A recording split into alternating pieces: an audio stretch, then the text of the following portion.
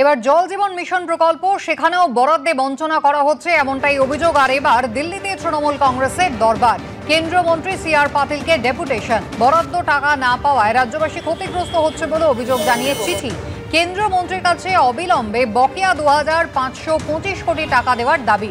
টাকা নিলে হিসেবও দিতে হয়, পাল্টা আক্রমণ জানিয়েছে বিজেপি। 15 জন মেম্বার অফ পার্লামেন্ট মাননীয় মন্ত্রী CR পাটিল এর সঙ্গে দেখা করলাম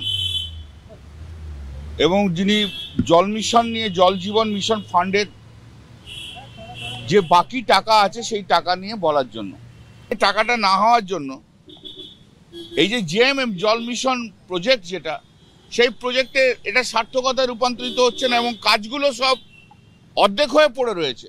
ওনাদের বক্তব্য হচ্ছে যে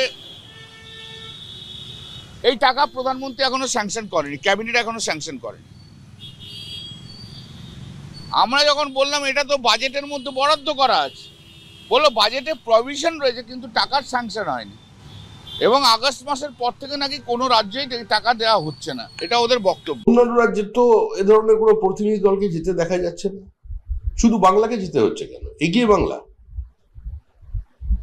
প্রশ্ন হলো তৃণমূল কংগ্রেসের বক্তব্য আমরা টাকা নেব, এটা আমাদের অধিকারের মধ্যে পড়ে, কিন্তু হিসাব দেওয়াটা আমাদের অভ্যাসের মধ্যে পড়ে না। যে টাকা গেছে সে টাকাও তৃণমূল কংগ্রেস খরচা করতে পারেনি।